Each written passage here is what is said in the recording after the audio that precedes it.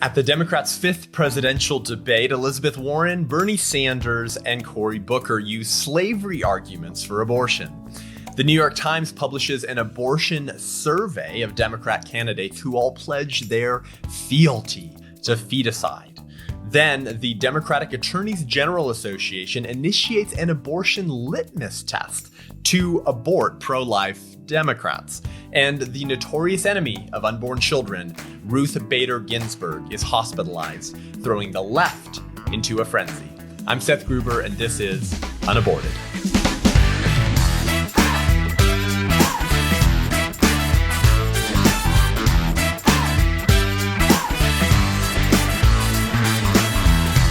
Welcome to UnAborted. I'm your host, Seth Gruber. Welcome to the show. This is a show that's based on the radical proposition that it's wrong to kill babies, even if those babies are located 6 inches away in their mother's womb. So congratulations, whether you're pro-life or pro-choice, you are in fact an unaborted human being who wasn't killed in the womb because your mother made the right choice. And that's my aim of this show, is just to bring together a community of unaborted human beings who are grateful they weren't dismembered and equip and call them to be an advocate for life for other unborn children whose very lives are being threatened by abortion. So, hey, if you like this show, you want to spread the word, you want more people to know that Democrats pledge their fealty to feticide and support abortion through all 9 months of pregnancy, then give this show a rating and review. Just head on down, give us a 5-star rating. Let us know what you think. It really helps us reach more people. So on November 20th, the Democrats had their fifth presidential debate in Atlanta at the Tyler Perry Studios, hosted by MSNBC commentators or moderators. And it was a partisan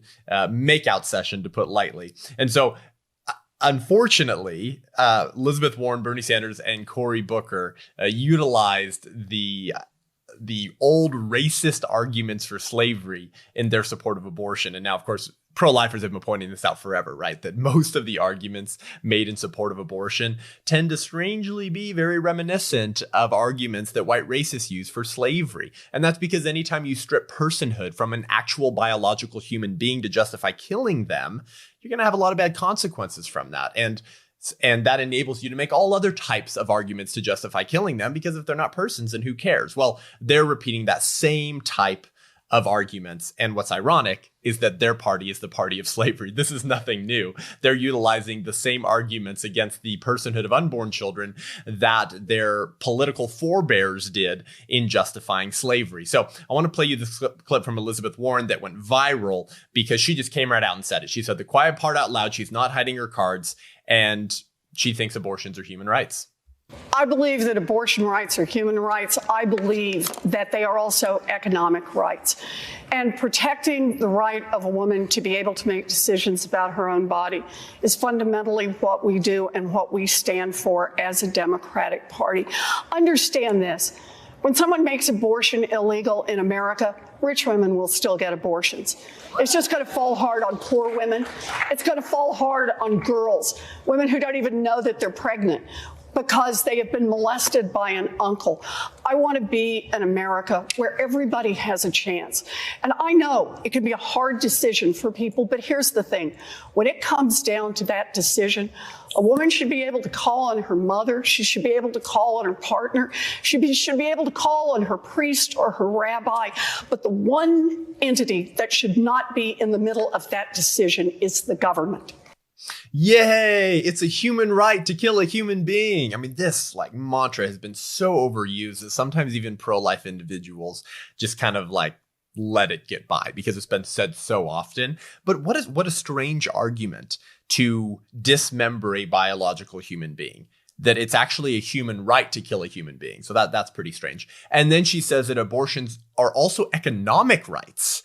Okay, violently mistreating human beings are not economic rights, Elizabeth Warren. And guess what? You should have learned that from your Democratic Party's racist pro-slavery history. This is the exact arguments that were made by white racists and KKK members and slave owners who didn't think that it was economically viable to make slavery illegal because they had built their entire cotton economy on the whipped blacks of on the whipped backs of blacks, of their shoulders, forcing them to work without pay. And yet she's doing the same arguments for mistreating other biological humans that her racist political forebears in the Democratic Party did to African Americans. And this is right, of course, right? You know, this is slave economy of the South in the first half of the 19th century, prior to the Emancipation Proclamation, was booming due to the production of cotton. Because you didn't have to pay the laborers. It was forced slavery. You didn't have to pay them anything. You mistreat them however you wanted, make them work enormously long days, and capitalize on all the gains from their work. So the immoral institution of slavery did enable economic growth, freedom, and flourishing. And now Elizabeth Warren is saying that mistreating another class of human beings is justified because it will enable the perpetrators of that injustice to achieve their own version of economic growth, freedom, and flourishing. So according to Elizabeth Warren, she says that people need to kill their children. She says that rich women need to kill their children in order to continue pursuing wealth growth, and that if abortion is made illegal, rich women will be able to get those abortions. But I assume the reason they're getting them is not because they can't afford the child. They're rich, right? So they would be killing their unborn child because they want to continue pursuing economic growth and wealth accumulation. But then she says poor women also need to be able to kill their children because without doing so, they will never climb the economic ladder and rise above the poverty line. Though, of course, the poverty line in America is totally subjective, right? Even those living in poverty in America are filthy rich anywhere else in the country. That's not to say that, you know, their life is easy, but our standards for poverty are, of course, very different in America. So poor women are going to be discriminated against, according to Elizabeth Warren, because they won't be able to afford to kill their children. And so then they're going to be kept in poverty because they're going to be forced, to have another child. Of course, as we always say, with the exception of rape, nobody's forcing people to have babies. You're engaging in a consensual act of sex that is geared towards the procreation of new life. So, Elizabeth Warren, killing unborn babies whom you also deny personhood to is no way to pursue economic growth. Walking over the bodies of dead children is not a good argument for economic freedom, just as it wasn't to walk over the whipped backs of slaves in order to pursue your vision of the good life prior to the Emancipation Proclamation. And yet, we shouldn't be surprised. This is the Democratic Party. They were the party of slavery. They were nearly every KKK member was a registered Democrat. And now they're the party of abortion. And then so Bernie Sanders, of course, who thinks that we should fund abortions overseas to help overpopulation problems, but doesn't have the courage of his convictions to suicide himself to solve the perceived problem of overpopulation, has to give in his 2 cents as well, using another type of slavery argument for killing unborn babies. Well, let me just tell you that if there's ever a time in American history where the men of this country must stand with the women, this is the moment. And I get very tired of hearing the hypocrisy from conservatives who say, get the government off our backs. We want small government. Well, if you want to get the government out of the backs of the American people, then understand that it is women who control their own bodies, not politicians. Small government. Small government sucks. I hate small government. I'm a socialist. But I'm going to appeal to my Republican opponents who say they like small government to say, if you like small government, you should like killing babies just like me, because small government means not intruding in a family's decision to kill their children. That's what Bernie Sanders is saying. Small government means women should not be stopped in killing their children. Very, very strange type of reasoning there. And Bernie Sanders hates small government. He's literally a socialist communist, has been for his entire life. He's lived off the public dole his entire life, has never passed any type of policy that's actually benefited anyone, is himself a millionaire, but wants to take the money from the rest of the millionaires in the middle class and distribute it against their will. So, I mean, Bernie Sanders' moral compass has always been skewed. So it shouldn't surprise us that he also wants to kill babies. But he's actually appealing to the small government conservatives that he hates, to say, if you're a consistent small government conservative, you know what, you should really be pro-abortion just like me. So because the government shouldn't be involved in restricting those types of family decisions, right? Hey, right, if you're a small government, and this is Tomi Lahren's thing too, right? The blonde conservative that everyone loves, until she came out and said, actually, because I'm pro-gun and I don't want the government involved in taking my guns, it's the same reason that I'm pro-choice. The government shouldn't be involved in telling women not to slaughter their children. So there are these types of fiscal conservative,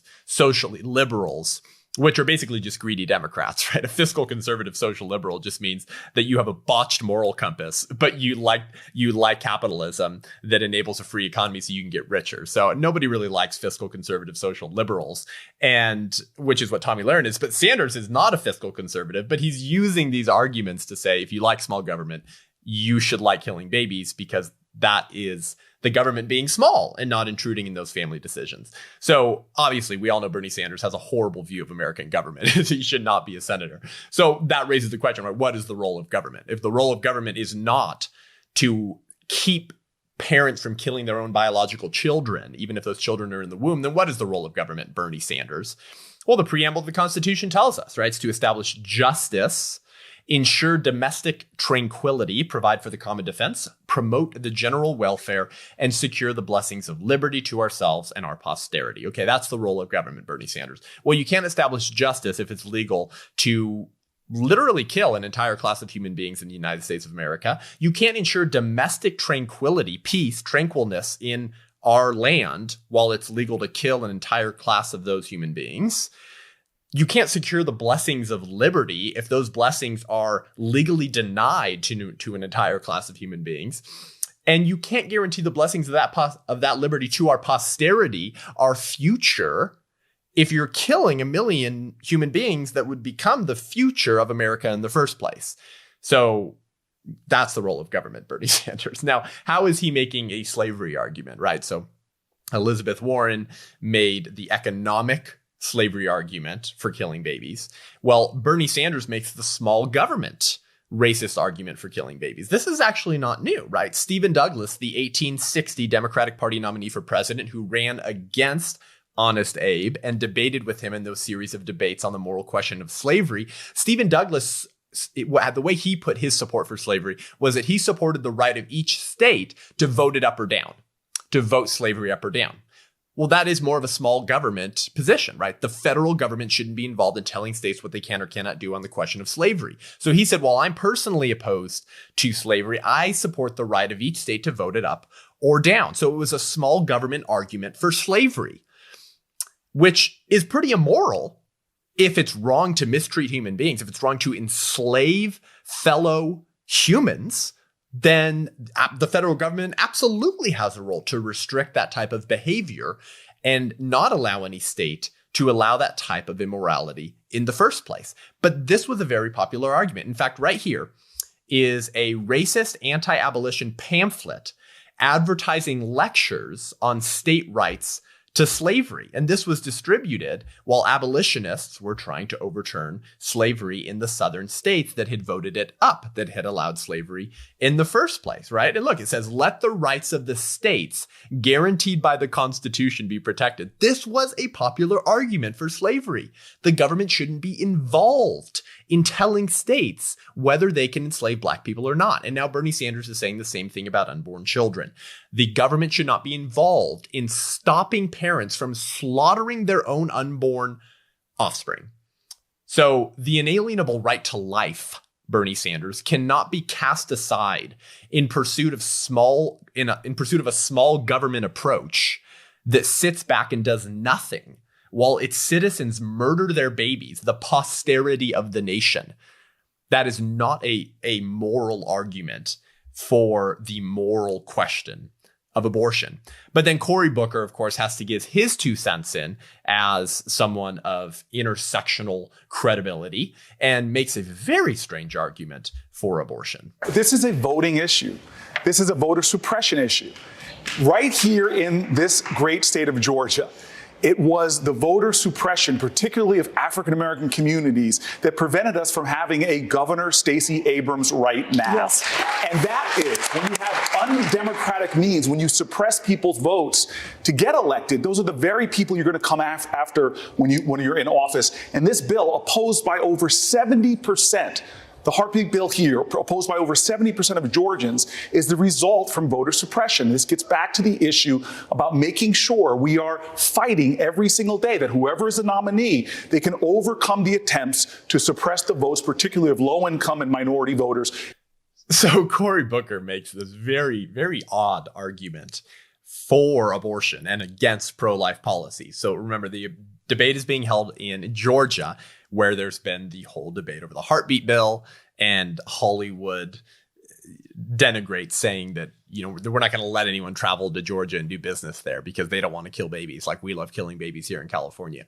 And so Cory Booker's talking about that heartbeat legislation that was being proposed in Georgia, and then referencing the failed candidacy of Stacey Abrams for the governorship in the gubernatorial race in Georgia, by saying that African Americans in particular had their votes suppressed in Georgia, blocking the election of Stacey Abrams and leaving us with the evil white pro-life governor Brian Kemp. Now, there is no evidence of that whatsoever. Even PolitiFact.com, which the left largely respects, said that there was no evidence for that claim. And yet countless Democratic candidates and politicians have been going on national radio and television saying that Brian Kemp is not the legitimate governor of Georgia, that Stacey Abrams is actually the governor of Georgia, and that there was election fraud and suppression of votes in Georgia. Okay, so there's no evidence of that.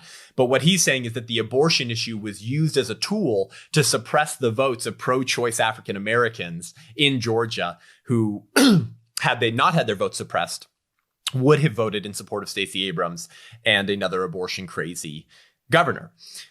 So that is a very strange argument to make in the first place. But he actually gets at a bit of truth, though he's not acknowledging what truth he kind of hinted on. And that is that abortion actually does suppress votes. It suppresses the votes of unborn children who are murdered. There's no better way to suppress a vote from someone than murdering them. They're dead. They can now never vote. And the irony here, and this gets to how Cory Booker is using racist slavery arguments for abortion, is that the Democratic Party used slavery and racism to suppress the votes of African Americans. We all know this. And now they use abortion to suppress the future votes of unborn children. So, obviously, blacks couldn't vote at all when slavery was legal, right? And that was one thing that the racists were happy about. They feared the power of African Americans' votes if they were given that opportunity. Why? Because you've just been whipping them and treating them like cattle for decades. Of course you'd be afraid of their power in a vote. But even after the Emancipation Proclamation in 1863, it took another 7 years, right, for the 15th Amendment to allow African American men to vote, just African American men. So that was the 15th Amendment that allowed them to vote. Okay, so now they have that right. But even after that, Democrats weren't happy. Democrats had been racist for a very long time. And so they imposed literacy tests, an understanding clause, the payment of a poll tax, property qualifications, and disenfranchisement for minor criminal offenses, right? We all learned this in high school, that even after the 15th Amendment, African Americans were having their votes suppressed. And in some states, there was 5% of African Americans who were actually voting or who were registered to vote because of all of these racist strategies that the Democrats were imposing in order to try to suppress the votes of African Americans. And it wasn't until the Voting Rights Act of 1965, practically 100 years after the Emancipation Proclamation, that outlawed these discriminatory racist voting practices that were adopted in many southern states. And then the votes of African Americans shot up by hundreds of thousands, by 50, 60, 70, 80%. So Democrats have been using racism as a tool to suppress the votes of those they don't like for a long time. And now they support abortion, which eternally suppresses the vote of unborn children who were murdered. So 3 leading Democratic presidential candidates who all claim to be anti-racism, who all claim to be advocates of human equality, using the racist arguments of their political forebears in the Democratic Party to justify abortion. So that's pretty disturbing in and of itself. But the next piece of news here from the New York Times is pretty disturbing. And this shows that Democrats are pledging their full fealty to feticide. So New York Times published an abortion survey of the Democratic candidates on November 25th by Maggie Astor.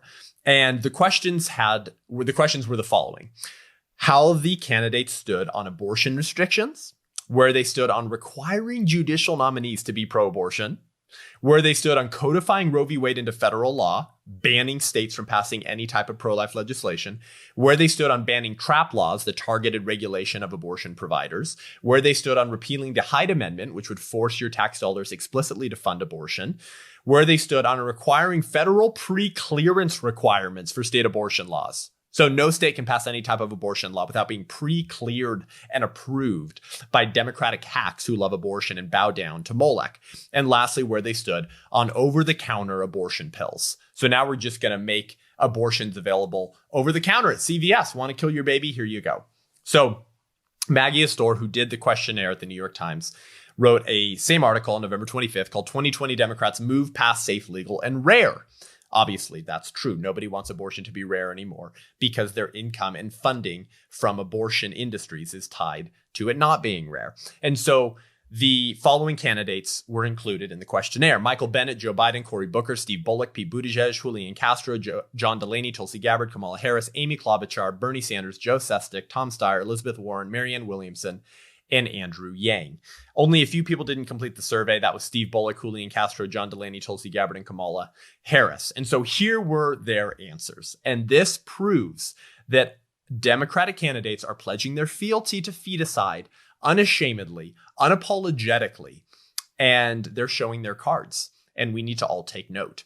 So when asked, would they restrict abortion after 24 weeks, when we're already saving babies born alive at 21 weeks, 24 weeks tends to be a commonly more agreed upon gestational level at which we know unborn children are viable. Though in and of itself, viability is a subjective standard because it constantly shifts and changes based off of scientific and medical advancements that enable us to make unborn children viable at earlier and earlier stages. But do any of you want restrictions of killing babies after 24 weeks? Everyone said no, except Joe Sestak and Tulsi Gabbard. Now, Tulsi Gabbard has already said that before. She restricts third trimester abortion. She doesn't like that unless it's required to save the health or life of the mother. And health is defined so broadly, you could drive a Mack truck through it. So functionally, she would support third trimester abortions anyways, because it would be up to the woman and the physician to define what the word health means. But everyone else said no restriction on abortion after 24 weeks. This is infanticide, right? Because if a baby's born, we call it an infant. And it doesn't matter the age of the unborn child when it's born. Once it's born, we don't call it a fetus anymore. We call it a infant. So because babies can be born alive at 24 weeks and survive, at that point, they'd be infants. So that's literally infanticide. They're showing their cards. They don't care. They're unapologetic. How about requiring judicial nominees to support Roe? So you can't even be nominated to a judicial judgeship or seat unless you publicly say, I support Roe. All of them said that. How about codifying Roe v. Wade into federal law, banning states from passing any restrictions whatsoever on abortion? All of them said that they would codify Roe v. Wade. Lovely. How about banning the targeted regulation of abortion providers' laws? And yes, there should be targeted regulation of them because we've seen tons of abortion providers perfectly willing to provide abortions to underage women without parental consent to cover up and for sex traffickers and pimps who bring in women to get abortions, to not report if a baby's born alive during a botched abortion, multiple women having been taken away by the ambulance because they're bleeding internally. Of course, they should be regulated. Okay, how about that? All those who responded said that they would ban the targeted regulation of abortion providers' laws. Okay, how about repeal the Hyde Amendment, which keeps your tax dollars from explicitly funding the abortion industry? All of them would repeal the Hyde Amendment. Okay, how about provide the abortion pill over the counter? Now, you've heard me talk a little bit about this in the Profit Over People episode earlier. Go check that one out because Governor Gavin Newsom of California is going to force Cal States and UCs in our state to provide the abortion pill in their university health centers, ignoring CDC concerns and regulations that literally 8% of women who take the abortion pill will have a failed abortion, meaning their baby will be dead but won't come out of their uterus. So they're susceptible to sepsis and death. And 24 women have literally died taking the abortion pill since it hit the open market. Okay, so you can't really support that and say you also support women's health care, even if you don't care about unborn children, that abortion pill. Should we provide that over the counter to people? Bennett, Booker, Buttigieg, Steyer, Warren, Williamson, and Yang all said yes. Unsure was Klobuchar and Joe Sestak. And no answer was Biden, Bullock, Castro, Delaney, Gabbard, Harris, and Sanders. Nobody said no. They just said yes, unsure, or didn't answer. Lovely. So no one will say no to that, despite the fact that it will lead to the injury and death of young women. You should be opposed to that, even if you hate unborn children, which they obviously all do. Okay, lastly, requiring federal pre-clearance for state abortion laws. Super unconstitutional, by the way. Super unconstitutional. Would totally go against all the Federalist Papers that support the rights of small governments and of states to make their own laws without the government reaching in, the federal government reaching in and telling them what they can do and what they can't do and when they can do it and when they can't. Yes was Cory Booker, Pete Buttigieg, Kamala Harris, Klobuchar, Bernie Sanders, Tom Steyer, Elizabeth Warren, and Marianne Williamson. No was Andrew Yang and Joe Sestak. And no answer was Biden, Bullock, Castro, Delaney, and Gabbard. So the only people that said no were Andrew Yang and Joe Sestak. And yet Andrew Yang said yes to repealing the Hyde Amendment, yes to codifying Roe v. Wade, and yes to requiring judicial nominees to support Roe. So that doesn't really mean a lot. This is unreal. They're showing their hands. They're pledging their fealty to feticide. They're openly pledging their life and their soul to Molech and the abortion industry.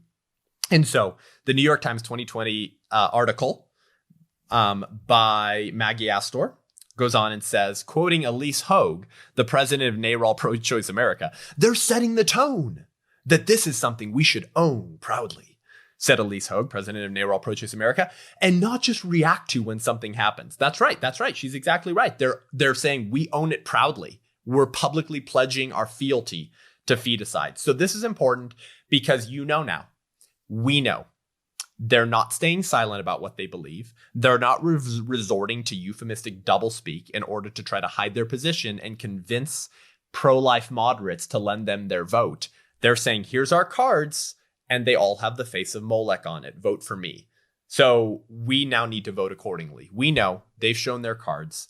If you're pro-choice, you should oppose all of these candidates because of how radical some of these positions are. So next, we're going to look at the Democratic Attorney General's Association initiating an abortion litmus test to intentionally weed out pro-life Democrats, and Ruth Bader Ginsburg being hospitalized again for her health and watching the left lose its mind. But first, if you like the show and want to hear more great content and commentary from the front lines of the pro-life movement, from the abortion wars, which are heating up like never before, then become a patron of the show. Head on over to patreon.com/unaborted and sign up for $5, $10, $15, $20 a month if you're feeling generous, and help us expand the reach of the show, increase our production value, bring on guests, and provide you some perks beyond what we are now so that you're equipped to defend life at this propitious moment in American history. Because as Greg Cunningham said, sadly, there are more people working full-time to kill babies than there are working full-time to save them. Be one of those who will help us save more babies, change more minds, and change more hearts. We'll be right back.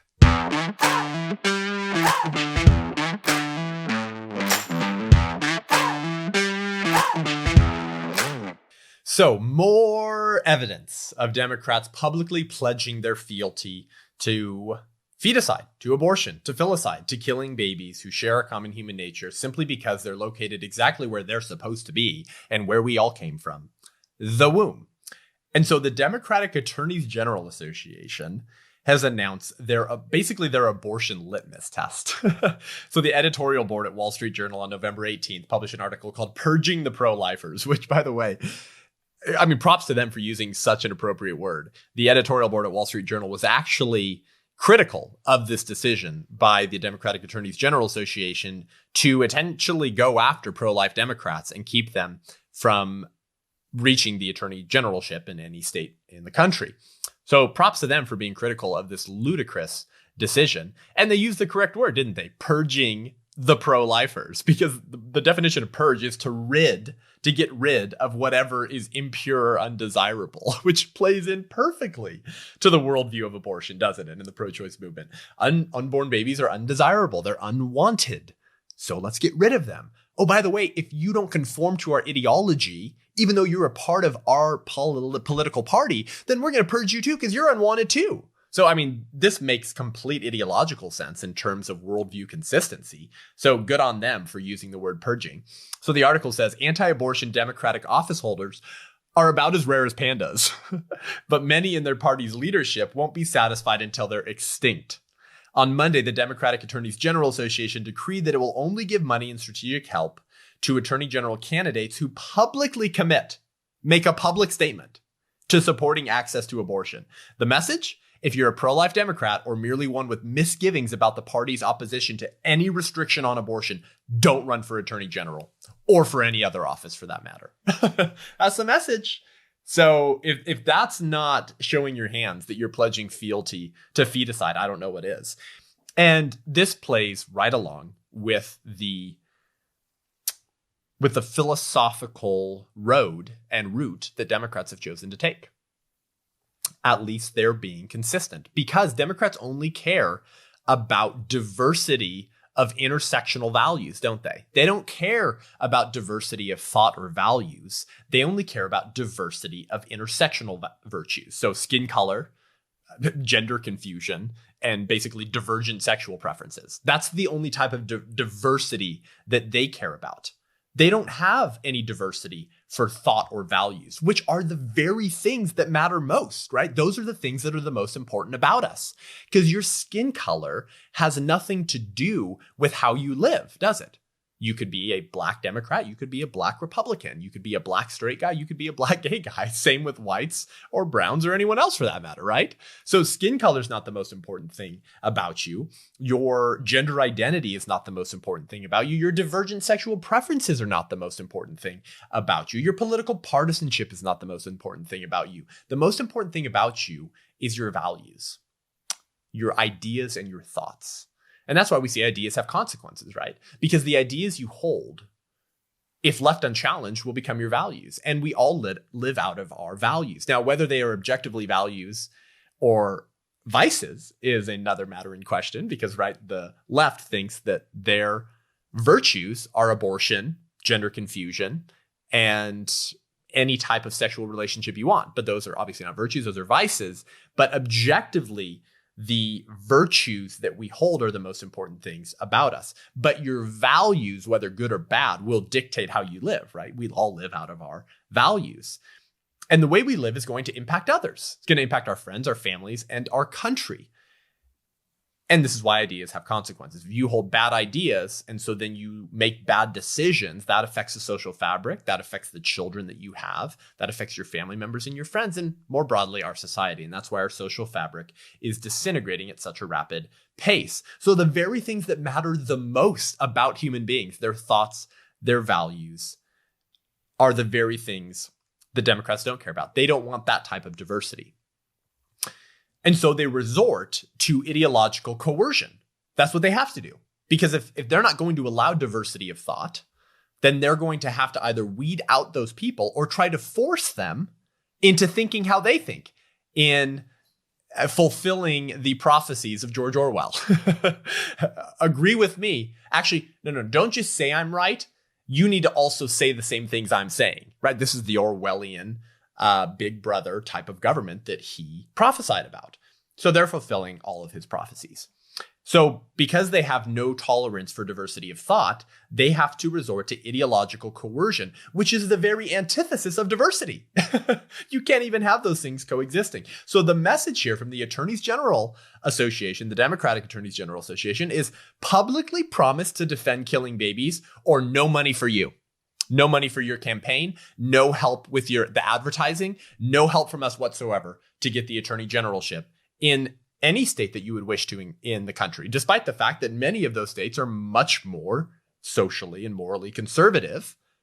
And so it's going to be very difficult for Democrats pursuing a position as attorney general in some of those states to get there by publicly saying they love abortion and will support it. which is going to turn off large sections of the electorate. So the Wall Street Journal says today's coastal Democrats seem to not appreciate that their refusal to show any tolerance for conservative social values is the one reason the country elected Donald Trump, right? That's the exact reason. Calling the other side of the aisle deplorables and racists for holding conservative values did help catapult Trump to victory in 2016. It was, I mean, for most people, Trump was, we'll elect the middle finger. Yeah, he's a big middle finger to the left. I'm sick and tired of being called a deplorable and a racist for merely daring to disagree with Democrats and not get in line with their ideological coercion. So that obviously helped Trump win in the first place. But now they've moved past simply attacking those on the other side of the aisle and now attacking their own. Democrats are now attacking their own if they don't align with the absolute furthest left in radical positions, including the killing of babies. No money for you, no help with your campaign, and we're going to publicly ostracize you for daring to be a pro-life Democrat. The message is loud and clear here. If you're a pro-life Democrat, get out of town. You're not welcome in our party. So this is more evidence of their radical fealty to feticide.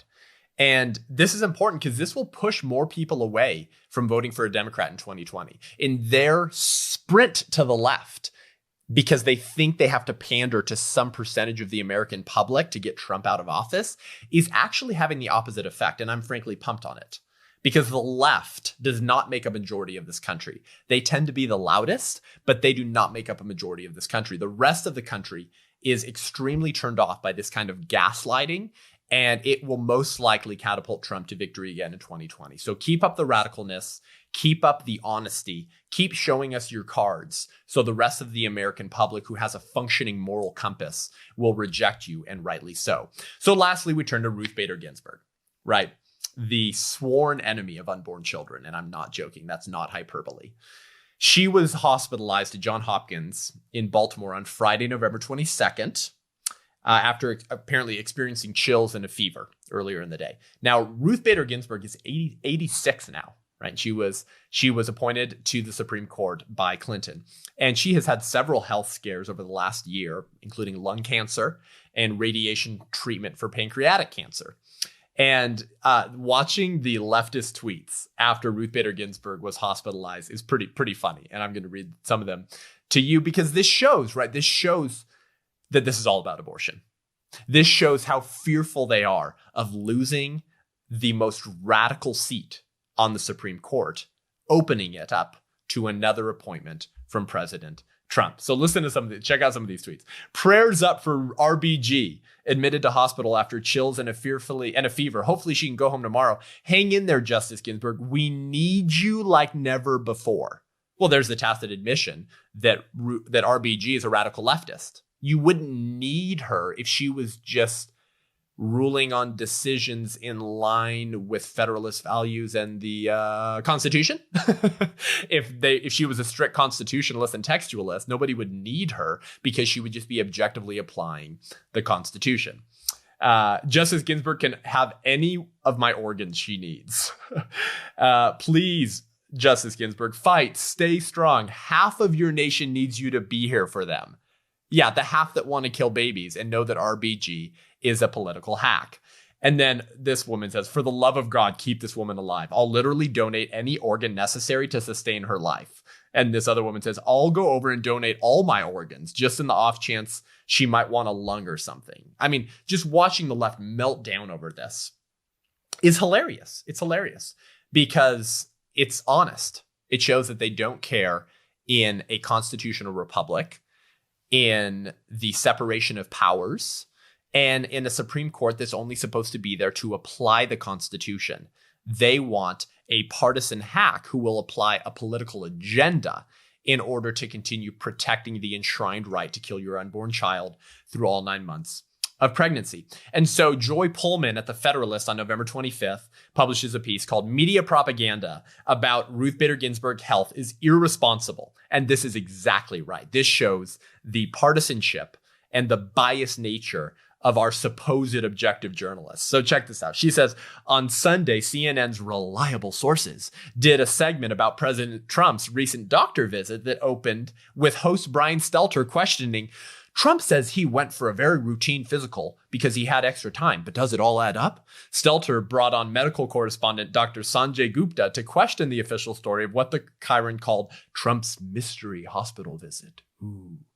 Anytime a 73-year-old man with clinical obesity and a history of heart disease goes to the hospital unannounced, obviously medical people are going to ask why, what prompted that, Gupta said. And keep in mind, the president going to the hospital is a big deal no matter what. Gupta then tried to read the tea leaves into the hospital, not being informed and prepped beforehand of the president's visit, and the fact that a week ago the White House doctor rode with Trump in the car, which he says is unusual. Gupta then worried about the possibility that the doctors were beholden to the president and might not tell Trump the truth about his health. Gupta reiterated these concerns in an accompanying 2,100-word CNN article this same day. Because our president went to the doctors. While CNN devoted all this to one news story about the top political figure's unannounced doctor visit, corporate media outlets in general have been busy sending the opposite messaging about a litany of health difficulties for Supreme Court Justice Ruth Bader Ginsburg. So what was the mainstream media's coverage of Ginsburg's health and hospitalization? I mean, she's literally going to the hospital. She's had 2 different types of cancer. She's had radiation. She's fallen. She's broken her ribs. She falls asleep during hearings. And what is their coverage of that compared to Trump going to the doctor once? Instead of 2,000 words of probing about the mystery behind Ginsburg's series of recent ailments, CNN Supreme Court reporter Ariane DeVoe pointed out evidence of Ginsburg vigor, such as her participation the same day she was hospitalized in an important Supreme Court conference. I have been watching her carefully since the beginning of this term, and she has been such an active participant. She's often the first one asking questions, and she follows up. DeVoe commented. DeVoe failed to point out that Ginsburg has been known for the past 13 years to fall asleep during oral arguments, although she did mention that the justice has had cancer 4 times. This is a very strong woman who has had frail health at times, DeVoe concluded, but boy, she's a strong woman. Is anyone saying that about Trump from this same media source, from CNN, facts first, facts only, because he went to the doctor once? Or saying this about Ginsburg because of all these issues? No, they're just saying all these things about Trump because he weighed one's doctor visit. So what's the reality of Ginsburg's health, right? Well, she continues. She says, if she were not a far left political actor, Ginsburg's health record would not be lipsticked.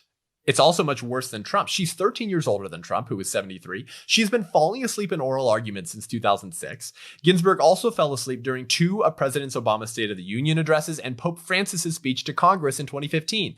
Ginsburg can barely get herself off of the Supreme Court dais. Another long-time situation. She is typically extremely hard to hear when she speaks from the bench. 2 weeks ago, she missed oral arguments due to a stomach bug. She also missed 2 weeks of oral arguments in January due to lung cancer surgery. The first 2 times she was treated for cancer in 1999 and 2009, she didn't miss a day of oral arguments. In August, Ginsburg was treated with 3 weeks of radiation for a different cancer, pancreatic. And last November, she fell and broke 3 ribs. Ginsburg is simply and clearly not in good health. Unreal. We've never had a Supreme Court justice this old. And when they were pressured to step down by the other justices. So what is really going on here? Why paint this beautiful picture of Ginsburg being this healthy, strong woman they even did a piece where she's like working out in the gym and showing her lifting weights and all this stuff because she's so strong and so fit. I mean, not going after her. Of course she's not. Of course she's frail and old. She's been sick. She's had cancer a bunch of times and she's been there way too long. But why paint this beautiful picture of her as so strong, but then question our president's one visit to the doctor's office? Well, I think the answer is clear. I think just like Ruth Bader Ginsburg, the left is being thrown into chills and fever over the possibility of losing Ruth Bader Ginsburg. But unlike Ruth Bader Ginsburg, who obviously knows she's dying, right? The woman knows that she doesn't have a lot of time left. The left is covering their fever with therapeutic self-talk, if you will, convincing themselves that Ruth Bader Ginsburg is as healthy as a racehorse. Obviously, all the results are clear. All the evidence is there. We see that her health is failing. She probably doesn't have a lot of time left. And yet they're just resorting to this self-talk. She's fine. She's fine. She's strong. She's strong. She's so fit. Because they can't handle the reality. Because as usual, reality is always too much to bear for the left. That's why they stick their head in the sands and refuse to acknowledge simple biological realities. Because the reality is too much. It triggers them. And it forces them, if they're honest, to abandon their ideology. Because if Ruth Bader Ginsburg dies or retires, they know that Trump will appoint Amy Barrett to the court, an outspoken pro-life Catholic mom. So that's something they're obviously very afraid of and they don't want to see happen. And we all know that such an event may very likely cause large swaths of the American left, of the left in America, to spontaneously combust, leaving them unable to coordinate the cry fests and violent riots that they would probably otherwise resort to. I mean, you thought you saw craziness when the last Supreme Court justice was nominated, Brett Kavanaugh. Just wait if Ginsburg steps down or dies, and then Amy Barrett is nominated to the court. It will be absolute mania in our country. And the left can't handle that. They would go absolutely nuts. And they don't want to realize that that may be a reality they have to deal with. So this is all about Democrats and the left's fealty to feticide. It's all about abortion. Abortion is the queen of the Democratic Party. She is the queen bee. She is the goddess. They will bow down at the altar of abortion, and anything that threatens the legal killing of babies will drive the left nuts. And Ginsburg is one of the oldest politicians to have pledged her fealty to Molech. We all know this. She's one of the oldest politicians to have done that. She's been around forever. And don't forget, in 2007, in the Gonzalez versus Carhart decision, Ruth Bader Ginsburg voted against upholding the Partial Birth Abortion Ban Act of 2003, which looks like this. You deliver a baby halfway through, you pull them out by their legs, then you stick scissors into the back of their neck, and then you open those scissors to create an opening in the back of their neck. Then you stick a vacuum cleaner into their brain and you suction their brains out, and then you crush their skull and you pull them out. It's basically a decapitation abortion of a baby halfway delivered. Thank God we have a ban on that type of killing of a baby, at least, thank God. And that was the Partial Birth Abortion Ban Act of 2003. But in 2007, the Supreme Court ruled on whether to uphold the Partial Birth Abortion Ban Act or to not uphold it, making partial birth abortions legal again. You want to know who voted to not uphold it? Ruth Bader freaking Ginsburg, the sworn enemy of unborn children and the oldest politician to have pledged fealty to Molech. This is what this is all about. This is all about abortion. And be ready, get ready, because 2020 will be all about abortion as well.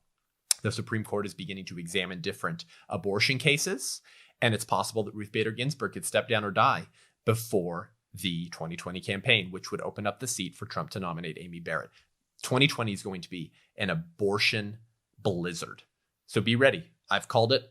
You've seen their cards. They're being honest. Now we have to vote and act accordingly. Well, that's all we have time for today. Thanks for joining me. Hey, head on over to iTunes, Spotify, YouTube. Give us a rating and review. Tell us what you think so we can reach more people. And if you want to continue engaging with me and learning more, head on over to SethGruber.com, SETHGRUB as in baby boy, ER.com to sign up for my newsletter, to check out my speaking schedule if you want to come hear me speak, and to just get training videos and to encourage yourself to defend life. Until next week, I'm Seth Gruber, and this is UnAborted.